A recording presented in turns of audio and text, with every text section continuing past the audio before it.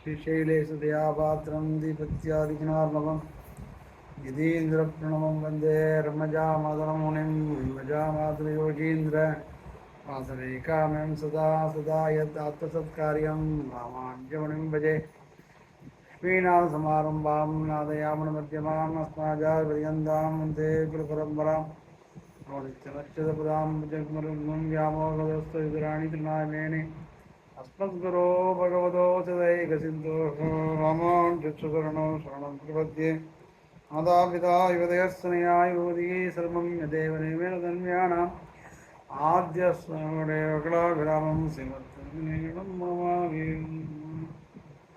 सरस्य मगदाहुयपट्टनाथ श्रीभक्तिसारकुलशेखरयोगिवागान् भक्ताङ्ग्रेण वरकालयतीन्द्रमिश्र श्रीमत्पराङ्गजमुनिं प्रणतोऽस्मि नित्यम् लोकगुरुं गुरुविस्सकपूर्वैः गुरुगुणोत्तम दासं उदारं श्रीनगवद्यविरामवरेशो दीप्रसयानगुरुञ्च वजेहं लोकाचार्य गुरवे कृष्णपादास्य सूनवे संसारभोगी सन्दष्ट जीवजीवादमे नमः लोकाचार्य कृपापात्रं कौण्डिल्यगुणभूषणं समस्तात्मगुणावासं वन्दे पूर्वकुलोत्तमम् नमः श्रीशयनादाय कुन्दीनगरजन्मने प्रसादलब्धपरमप्राप्य कैङ्कर्यशालिने लोकाचार्यपदाम्बोज राजहं सायिदान्तरं ज्ञानवैराग्यजलधिं वन्दे सौम्यवरं गुरुं श्रीजिह्वा वदति सदा समवलम् अशेषशास्त्रविदं सुन्दरवरगुरुकरुणाकन्दडित ज्ञानमन्दिरं कलये श्रीमच्चडारी कलिजित् यतिराजसौम्यजामाद्र वाणगिरियोगिपदां च भक्तं सत्यन्तयुग्मसुखबोधनसम्प्रवीणं रामानुजं यतिवरं गुरुमाश्रयामः श्रीमच्चडार्यतिराजकृपावलम्बं सौम्योभयन्द्रगगनाद्रिमुनीन्द्रभक्तं वेदान्तयुग्मवसदीकरणप्रवीणं रामानुजं यतिवरं गुरुमाश्रयामः மூச்சுப்படி காலட்சேபத்திலே இன்றைய தினம் அதாவது 23/10/2025 11வது காலட்சேபம் 35வது சூத்திரத்திலிருந்து பார்க்கணும். 34வது சூத்திரம் என்ன சொல்றதுன்னா, ஆகையால் இது சகல வேத சாரம். ஆகையால் தேர்ஃபோர் இது சகல வேத சாரம், இது எல்லா வேதத்தினுடைய சாரம். இது என்றால் எது? இந்த திருவஷ்டாட்சரம் திருமந்திரம் சகல வேத சாரம் அப்படின்னு சொல்லி இந்த அக்ஷரத்துக்கும் அடைவே அர்த்தம் அருளச் செய்வதாக திருவள்ளம் பற்றி. அப்போ இந்த சகல வேத சாரமான இந்த திரு அஷ்டாட்சரம் திருமந்திரார்த்தம் என்னங்கிறதை முன்னே தெரிவித்தார். 3 பதம் என்பதாக.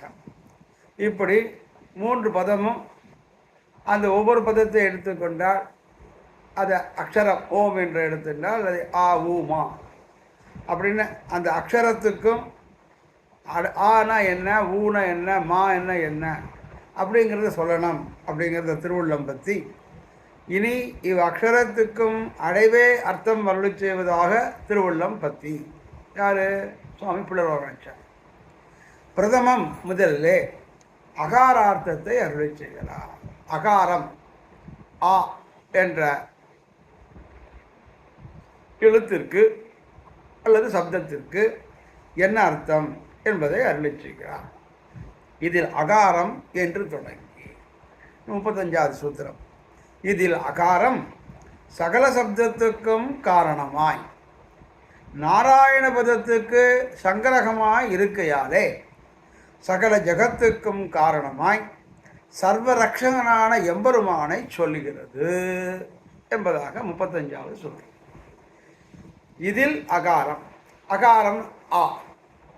அது சகல சப்தத்திற்கும் காரணமாய், எல்லா சப்தத்துக்கும் காரணம் அகாரம்.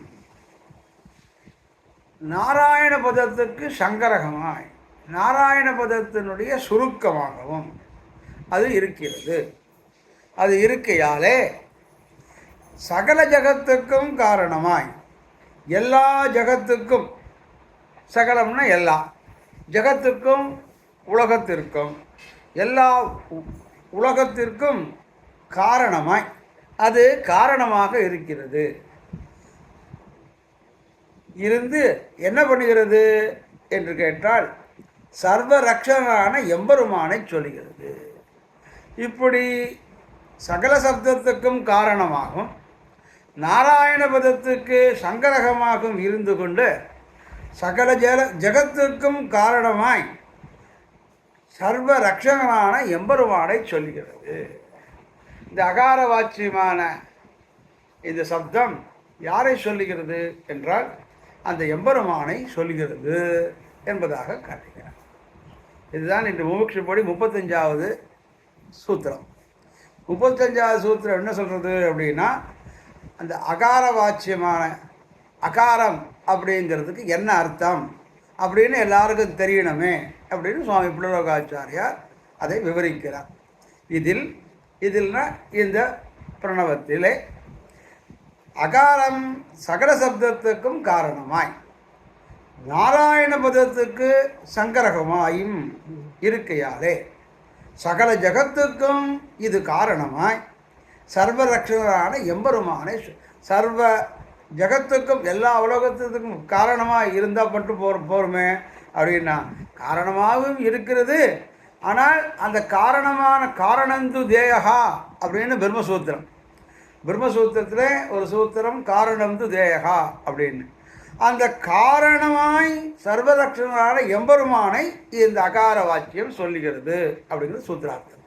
இதுக்கு மாமுனிகள் வியாக்கியானம், அதாவது இவ் அக்ஷரத்ரயத்திலும் வைத்து கொண்டு, இவ் அக்ஷரத்ரயம் 3 எதுனா ஆ ஊ மா, இதை வைத்து கொண்டு அதிலே பிரதமம் இது ஆ, பிரதம அக்ஷரமான அகாரம், அந்த ஆ ஊ மா என்ற 3லே முதலே இருப்பது அகாரம். ஆகவே இவ் அக்ஷரத்ரயத்திலும் வைத்து கொண்டு பிரதமம் அக்ஷரமான அகாரம், முதலாவது இருப்பதாக அக்ஷரம் அகாரம். அந்த அகாரம் என்ன சொல்கிறது அப்படிங்கிறத ஒரு பிரமாணத்தை எடுத்துக்கொண்டு சுவாமி மனோகர மாமுனிகள் காமிக்கிறார். நாமரூபஞ்ச பூதானாம் கிருத்தியானாஞ்ச பிரபஞ்சனம் வேத சப்தேபியோ ஏவாதோ தேவாதீனாம் சகாரசகா அப்படின்னு ஒரு ஸ்லோகத்தை எடுக்கிறார். இந்த ஸ்லோகம் எங்கே இருக்குன்னா விஷ்ணு புராணத்தில் இருக்குது. விஷ்ணு புராணத்தில் அந்த பிரதம அத்தியாயத்திலே 5வது சர்க்கத்திலே 63வது ஸ்லோகத்தை எடுக்கிறார். நாம ரூபஞ்ச பூதானாம், அதாவது நாமம் ரூபம், பூதானா இந்த பூத வர்க்கங்கள், பூலோகத்திலே இருக்கிறவர்கள்.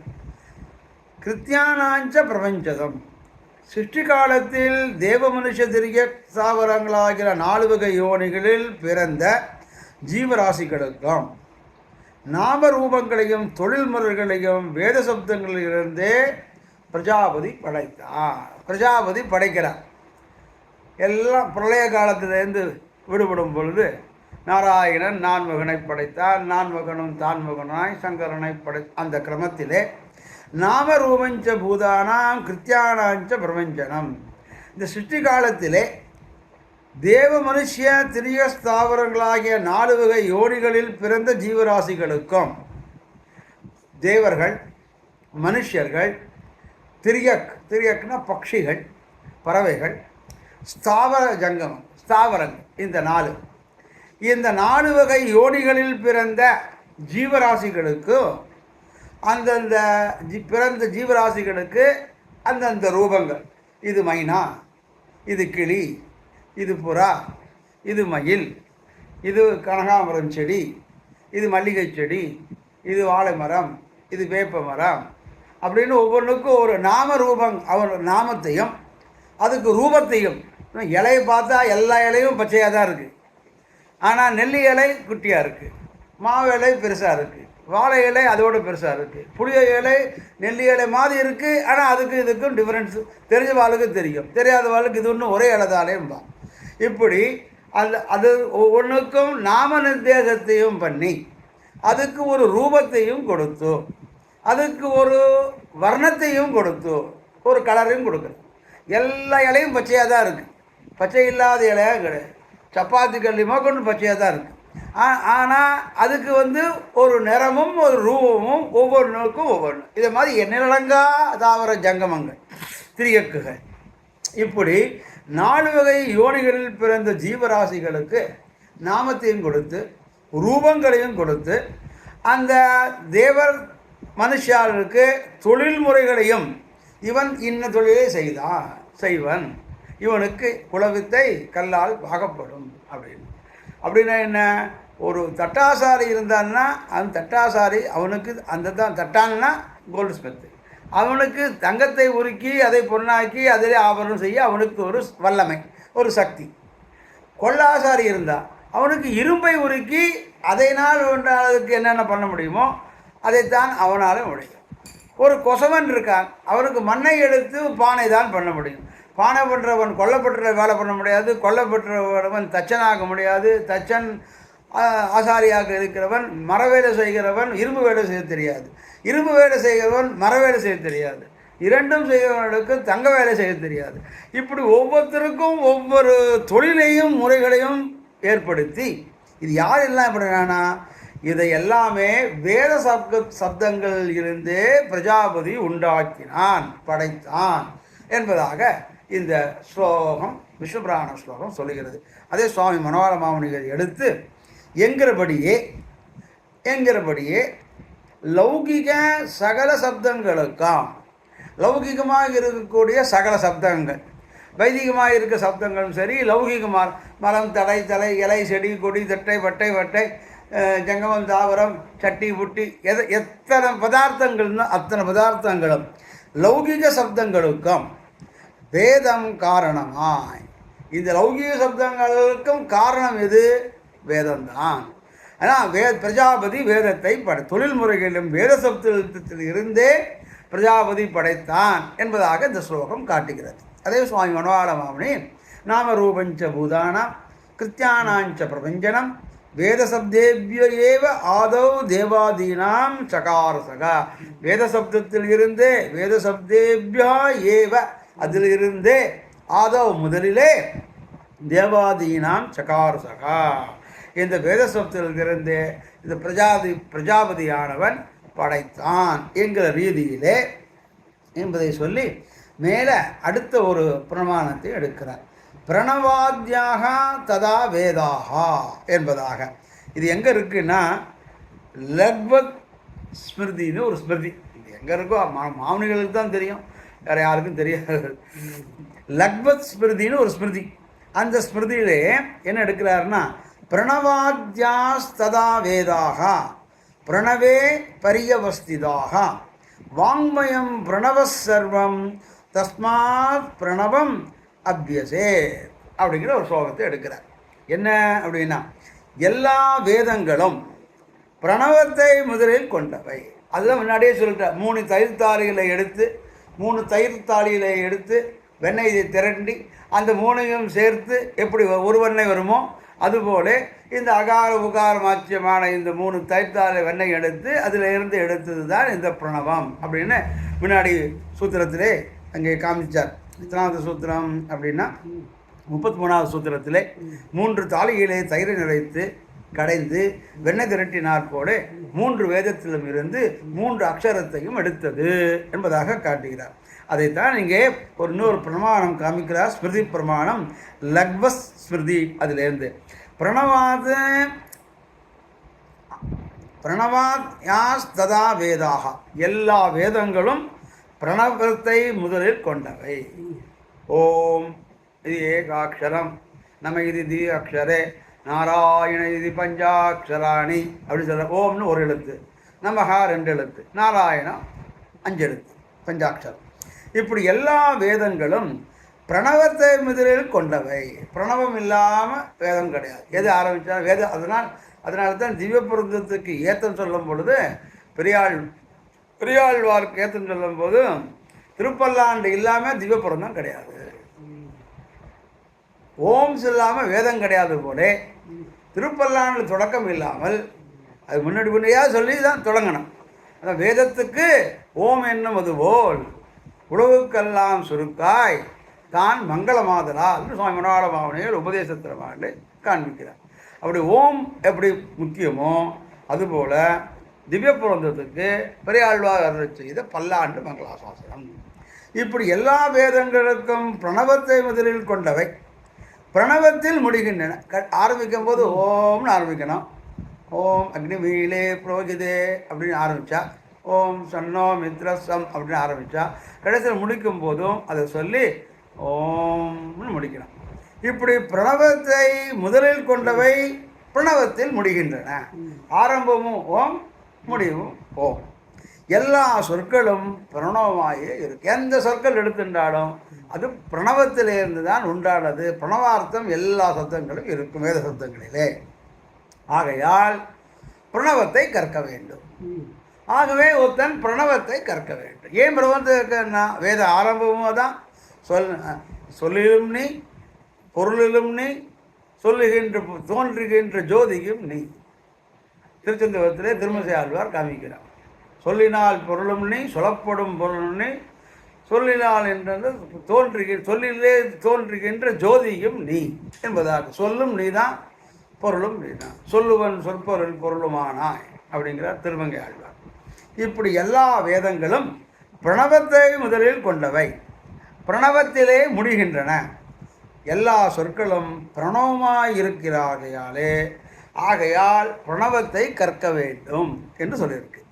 ஆகையாலே இந்த பிரணவத்துக்கு ஓங்கார பிரபவா வேதாகா அப்படின்னு பிரணவத்துக்கு என்னென்ன மகத்துவம் சொல்லியிருக்கோ அதையெல்லாம் எடுக்கிறார் சுவாமி மனோகர மாமுனிகள். விஷ்ணு தர்மத்திலே இது சொல்லியிருக்கு. என்ன சொல்லியிருக்கு? வினிர்ஜக்முரு முகேபியஸ்து பிரம்மணோ அவ்யக்த ஜன்மனஹ ஓங்கார பிரபவோ வேதாக ஜக்முஸ்தே சரசாதனம் என்பதாக. காண்பரிய நாராயணனிடம் இருந்து பிறந்த பிரம்மனின் 4 முகங்கள் இருந்து ஓங்காரத்தை காரணமாக கொண்ட 4 வேதங்களும் தோன்றின. சதுர்முகன் படைத்தான், நாராயணன் 4 முகனை படைத்தான், அப்புறம் 4 முகன் அவன் படைத்தான், அதுக்கப்புறம் அவா படைக்கிறான், அப்புறம் இப்படி போயிட்டே இருக்கு. இப்படி வினிர்ஜக்முகேபியஸ்து பிரம்மணோ அவ்யக்த ஜன்மனஹா, நாராயணனிலிருந்து பிரமன் தோன்றினான்.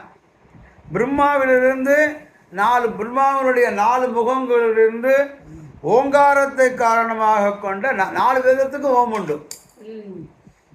சாமவேதம் சொன்னாலும் ஓம், ரிக்வேதம் சொன்னாலும் ஓம், அதர்வேணம் சொன்னாலும் ஓம், எதிர்வேதம் சொன்னாலும் ஓம். ஆரம்பத்திலும் சரி, முடிவிலும் சரி. இப்படி 4 வேதங்களிற்கும் காரணமாக கொண்ட ஓங்காரத்தை காரணமாக கொண்ட 4 வேதங்களும் தோன்றின. அவை ரசாதலத்தை அடைந்தன என்பதாக. ஓங்கார பிரணோ வேதா ஜக்முஸ்தேஷ ரசாதலம், ஜக்முஸ்தேச்ச ரசாதலம், அவை ரசாதலத்தை அடைந்தன. ரசாதலம்னா பாதாளம், அது பாதாளத்தை சென்று அடைந்தது அப்படின்றத. மேலிருந்து தோன்றியது, கீழே வரையும் வந்தது, அது பாதாள வரையும் போய் அப்படின்னு என்ன அர்த்தம்? எல்லா இடத்திலும் வேதம் இருக்கிறது என்பதாக அர்த்தம். இப்படி ஓங்கார பிரபவோ வேதாக என்று விஷ்ணு தர்மத்திலும் இத்தியாதிகளில் சொல்லுகிறபடியே அந்த வேதங்களுக்கும் பிரணவம் காரணமா, எல்லா வேதத்துக்கும் இந்த பிரணவம் காரணமாக இருக்கிறது. அடுத்தது இன்னொன்று ஒரு ஆகாரம் எடுக்கிறார். அகாரோவை சர்வாவாக் என்பதாக. அகாரோவை சர்வாவாக்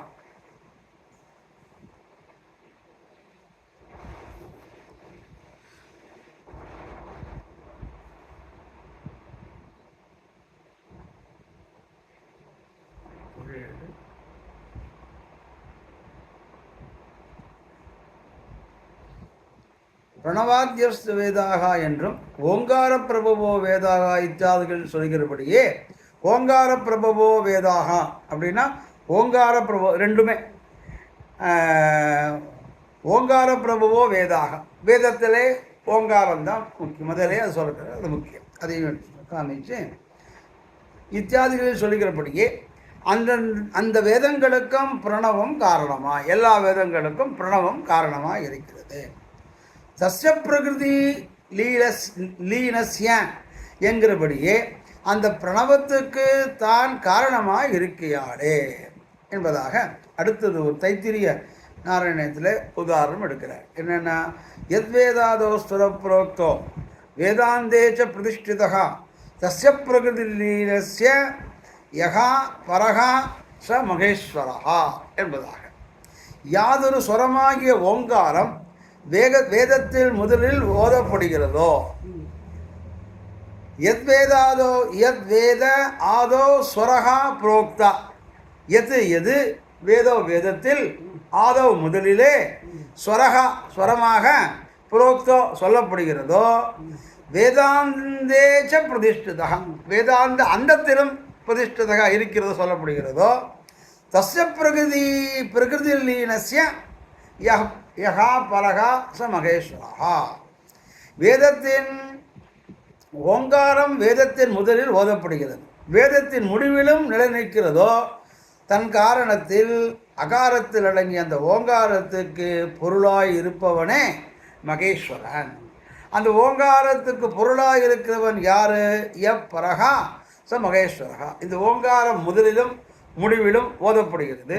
இது ஓதப்படுகின்ற அந்த அகாரத்திலே அந்த அடங்கிய அந்த ஓங்காரத்திலே இருக்கிற அந்த அகார வாச்சியமான எம்பெருமான் ஓங்காரத்தின் பொருளாக இருப்பவன் மகேஸ்வரன். மகேஸ்வரன்னா யாருன்னா ஈஸ்வரன் அர்த்தம். ஈஸ்வர சர்வபூதானா அப்படின்னு. ஈஸ்வரன்னா இங்கே சிவபெருமான் இல்லை, சர்வேஸ்வரன் ஈஸ்வரன். எல்லாம் ஈஸ்வரனுக்கு தெரியும். அப்படின்னா சர்வசக்திமான் யாரோ அவன் ஈஸ்வரன், அவன் சர்வசக்திமான், அவன் சர்வேஸ்வரன், அவனே நாராயணன் அப்படின்னு அர்த்தம்.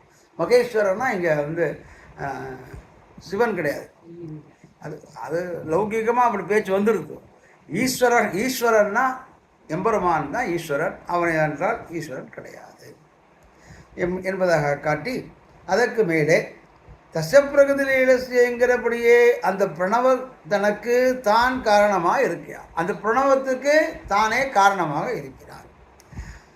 அகாரோவை சர்வா வாக் என்று அடுத்த ஒரு பிரமாணத்தை எடுக்கிறார். எல்லா வார்த்தையும் ஆ என்னும் எழுத்தேயாம், அதன் விகாரமாம் என்று. எல்லா வார்த்தையும் அகார வாச்சியமான வார்த்தை தான்.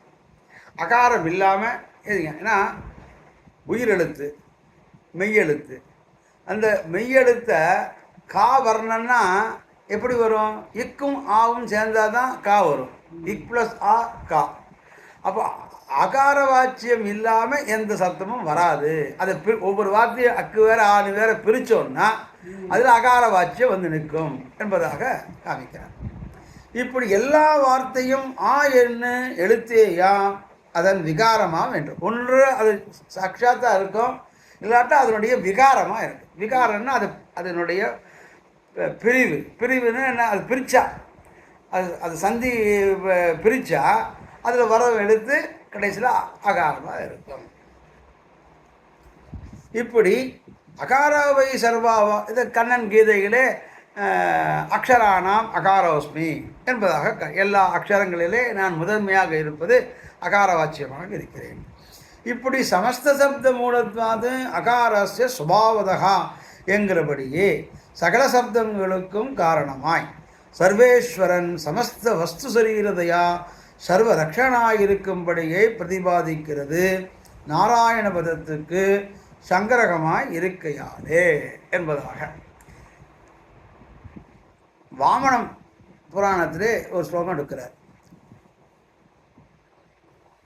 சமஸ்த சப்த மூலத்வாது அகாரஸ்ய சுபாவதா சமஸ்த வாச்சிய மூலத்வாது பிரம்மணோபி சுபாவதா வாச்சக சம்பந்தக தயோர் அர்த்தாது பிரதீயதே என்பதாக.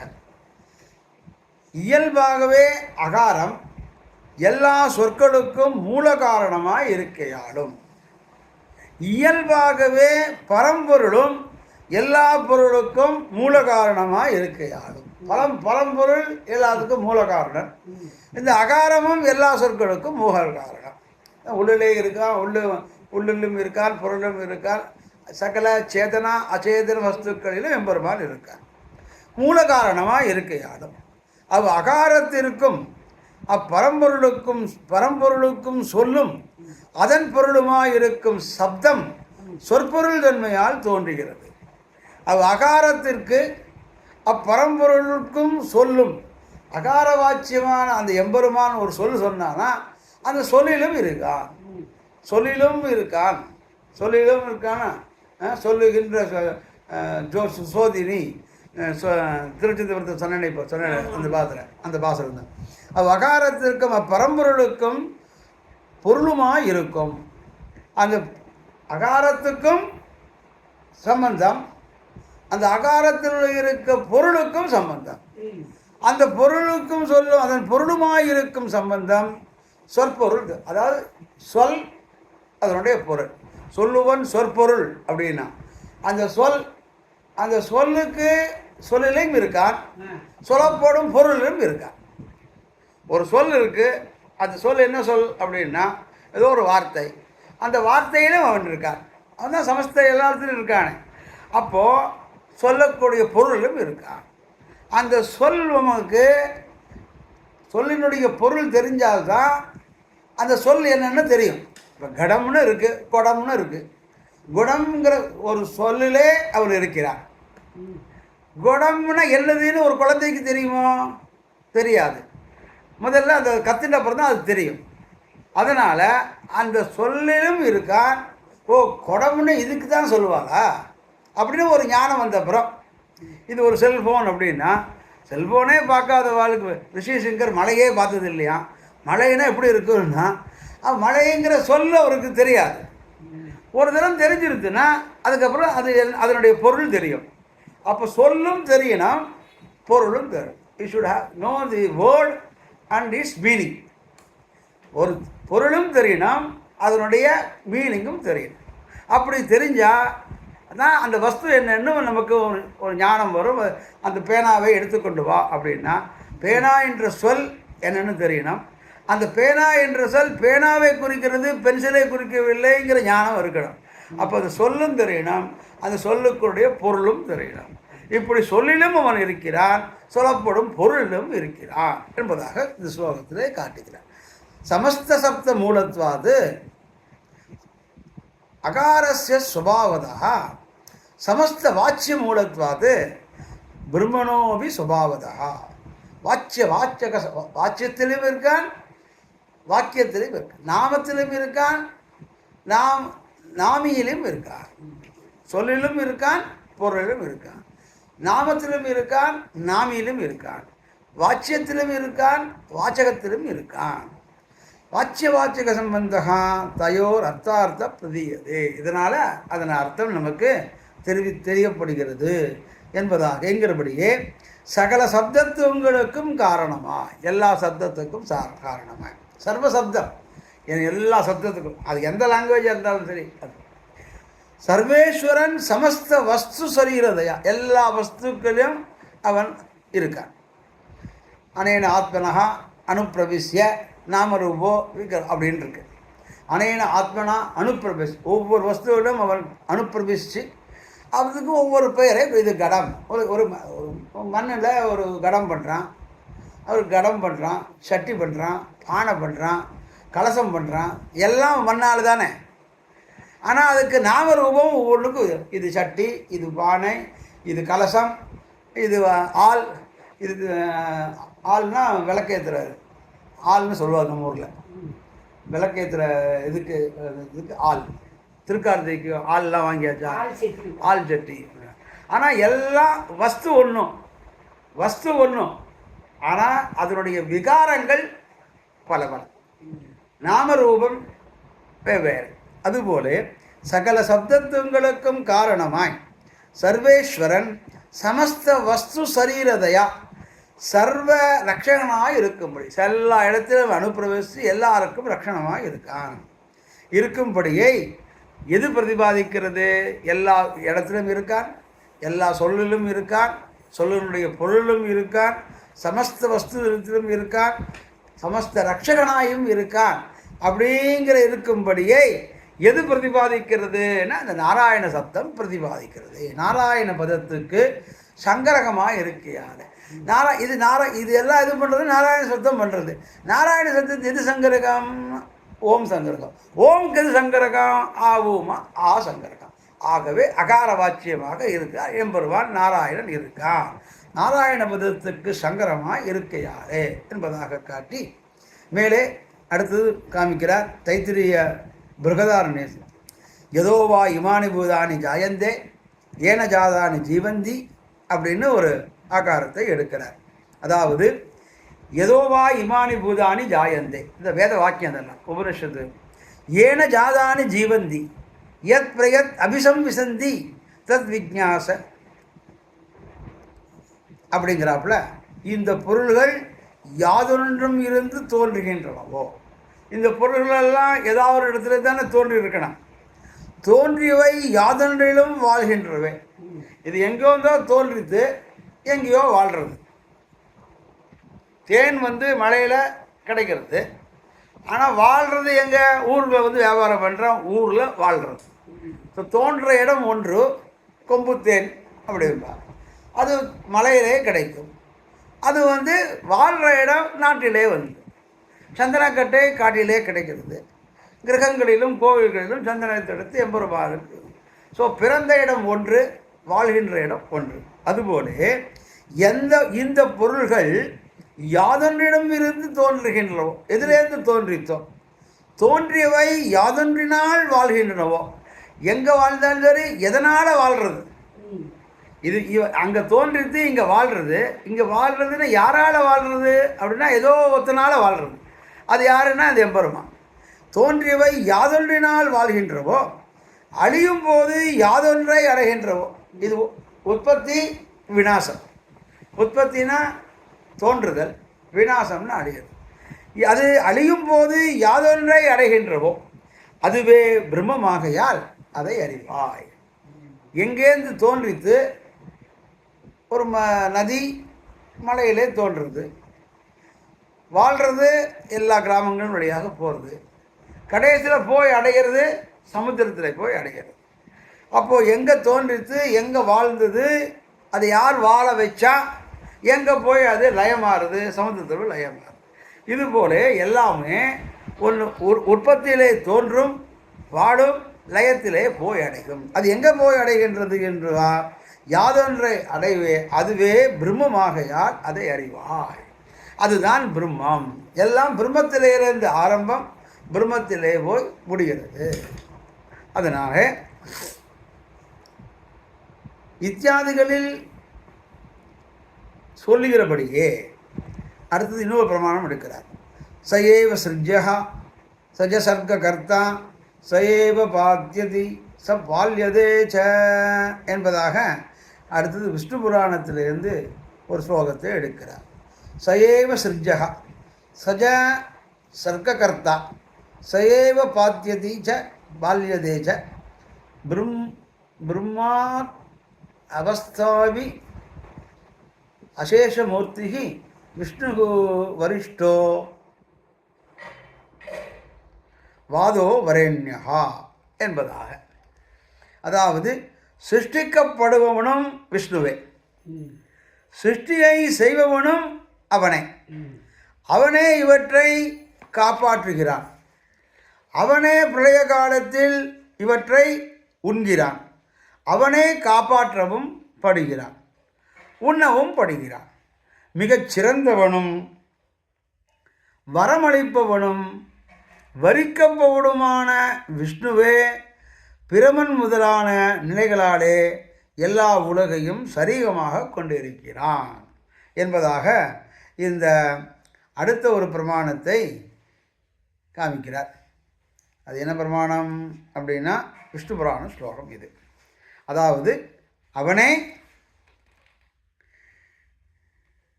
சிருஷ்டிக்கப்படும் விஷ்ணுவே, சிருஷ்டியை செய்வனும் அவனே. அவனே இவற்றை காப்பாற்றுகின்றான். அதாவது உற்பத்தி, அதுக்கப்புறம் காப்பாற்றுறது, அப்புறம் லயம், கடைசியில் போகிறது. இந்த மூணும் சிருஷ்டி, ஸ்திதி, பிரளயம், இந்த மூணும் அவனே என்ற பிரளய காலத்து இவற்றை உண்கிறான். அவனே காப்பாற்றுகிறான். அவனே மிகச்சிறந்தவன். அவனே வரமளிக்கிறான். அவனே வரிக்கப்படுவமான விஷ்ணுவே பிரமன் முதலான நிலைகளாலே எல்லா உலகங்களையும் சரீரமாக கொண்டிருக்கிறான் அப்படின்னு விஷ்ணுமயம் ஜகத்து என்பதாக இத்தியாதிகளிலே சொல்லுகிறபடியே எல்லா ஜகத்துக்கும் காரணமாய் எல்லோருக்கும் ரட்சணாய் இருக்கும் எம்பெருமானை சொல்லுகிறது. எல்லா சர்வம் விஷ்ணுமயம் ஜகத்து என்பதை சொல்லுகிறது என்கை. இத்தால் இவ்வக்ஷரத்தில் பிரகிருத்தியர்த்தமான காரணத்துவம் இவ்வளவு சொல்லியிருக்கார மேற்படுத்தின உதாரணங்களாலே வேத வாக்கியங்களாலும் ஸ்மிருதி வாக்கியங்களாலும் இவ்வக்ஷரத்தில் பிரகிருத்தியர்த்தமான காரணத்துவமும் தாத்வர்த்தமான ரட்சகத்துவமும் சொல்லிற்றாயிற்று. ஆகவே இந்த அகார வாக்கியமான இந்த அக்ஷரத்திலே பிரகிருத்தியர்த்தமான காரணத்துவம் இதுதான் காரணம். அது பிரகிருத்தி அர்த்தம். தாத்வர்த்தம் என்னென்னா ரட்சகத்துவம். அகார வாக்கியம் என்னென்னா இவனே காப்பாற்றப்படும் பொருள். ரட்சகத்துவம் சொல்லிற்றாயிற்று. இவ்வகாரத்துக்கு நாராயணபத சங்கரகதையா அக்ஷரவாசித்துவம் சொல்லும் போதும் தாது சித்து வேஷத்தை அவலம்பித்தே சொல்ல வேணும் இதே என்பதாக காட்டுகிறார். அதாவது இந்த அக்ஷரத்துக்கு பிரகிருத்தி அர்த்தமாக காரணத்துவம், தாத்வர்த்தம்னா அதனுடைய தாதுன்னா வெர்பு, அந்த வெர்பா சொல்லும்போது அதை வினைச்சொல்லாக சொல்லும்போது ரட்சகத்துவம் சொல்லிற்றாயிற்று. இவனே காப்பாற்றக்கூடிய திறமை விழுந்தவன். இவ்வகாரத்துக்கு நாராயணபத சங்கரகதையா, இந்த அகாரத்துக்கு நாராயணபதம் சங்கரகமாக இருந்தாலும் ரக்ஷகத்துவ வாசித்துவம் சொல்லும்போது ரக்ஷகத்துவம் தான் இதுக்கு இந்த அகார வாக்கியத்துக்கும் நாராயணத்துக்கும் முக்கியம்னு சொல்லும்போது தாது சித்துவத்தை அவலம்பித்தே அந்த தாத்வர்த்தத்தை அவலம்பித்தே அதை முறையிட்டு கொண்டே சொல்ல வேணும், இதன் அர்த்தத்தை சொல்ல வேணும் என்பதாக காட்டுகிறார். இப்போ 35வது சூத்திரம். இதில் அகாரம் சகல சப்தத்துக்கும் காரணமாய் நாராயணபதத்துக்கு சங்கரகமாய் இருக்கையாலே சகல ஜகத்துக்கும் காரணமாய் சர்வரட்சணான எம்பெருமானை சொல்லுகிறது. வியாக்கியானம். அதாவது இவ்வக்ஷரத்திரயத்திலும் வைத்துக்கொண்டு பிரதம அக்ஷரமான அகாரம் நாமரூபஞ்ச பூதானாம் கிருத்தியானாஞ்ச பிரபஞ்சனம் வேதசப்தேபியோ ஏவாதோ வேதாதீனாம் சகாரசகா என்கிறபடியே லௌகிக சகல சப்தங்களுக்கும் வேதம் காரணமாய் பிரணவாத்யாக ததோ வேதாக ஓங்கார பிரபவோ வேதாக இத்தியாதிகளில் சொல்கிறபடியே அந்த வேதங்களுக்கும் பிரணவம் காரணமாய் தஸ்ய பிரகிருதி லீனஸ்யங்கிறபடியே அந்த பிரணவத்துக்குத்தான் காரணமாய் இருக்கையாலே அகாரோவை சர்வா வாக் சமஸ்த சப்த மூலத்வாது அகாரஸ்ய சபாவதகாங்கிறபடியே சகல சப்தங்களுக்கும் காரணமாய் சர்வேஸ்வரன் சமஸ்த வஸ்து சரீரதையா சர்வரக்ஷகனாயிருக்கும்படியே பிரதிபாதிக்கிற நாராயணபதத்துக்கு சங்கரகமாய் இருக்கையாலே யதோ வா இமானி பூதானி ஜாயந்தே தேன ஜாதானி ஜீவந்தி சயேஷ சஜ்ஜகா சஜ சர்க்ககர்த்தா சயே பவாத்யதி ச பால்யதே ச இத்தியாதிகளில் சொல்லுகிறபடியே எல்லா ஜகத்துக்கும் காரணமாய் எல்லோருக்கும் ரக்ஷணனாயிருக்கும் எம்பெருமானை சொல்லுகிறது என்கை. இத்தாலி அக்ஷரத்துக்கள் பிரகிருத்தியர்த்தமான காரணத்துவமும் தாத்வர்த்தமான ரட்சகத்துவமும் சொல்லித்தாயித்து. இவ்வகாரத்துக்கு நாராயணவது சங்கரகதையா ரக்ஷகவாதித்வம் சொல்லுகிற போதும் தாது சித்து வேஷத்தை அவலம்பித்தே சொல்ல வேணும். இதே ரட்சிக்கையாவது தான் ஏது என்னும் ஆகாங்கையாலே அருளிச் செய்கிறார். ரட்சிக்கையாவது என்று தொடங்கி என்ற அடுத்த சூத்திரத்தில் இந்த ரட்சிக்கை அப்படின்னா, ரட்சிக்கைங்கிறது என்னது, தாத்தோர்த்தமான அந்த ரக்ஷணமே அவனுக்கு முக்கியம் அப்படிங்கிறத தாது சுத்தத்தையே அவலம்பித்து ரக்ஷதத்துவம் சொல்ல வேணும் அப்படின்னு சொல்லப்படியாலே அந்த ரட்சிக்கையாவது தான் என்ன, ரட்சிக்கைனா என்ன என்னும் ஒரு கேள்வி எழுமானால் அந்த ஆகாங்கையிலே மேலே அதற்கு பதில் அருளி செய்கிறார். அடுத்த சூத்திரத்திலே ரட்சிக்கையாவது என்று தொடங்கி, அதாவது அடுத்த சூத்திரம் 36வது, ரட்சிக்கையாவது விரோதியை போக்குகையும் அபேட்சிதரை கொடுக்கையும் என்பதாக காமிக்கிறார். அது நாளைக்கு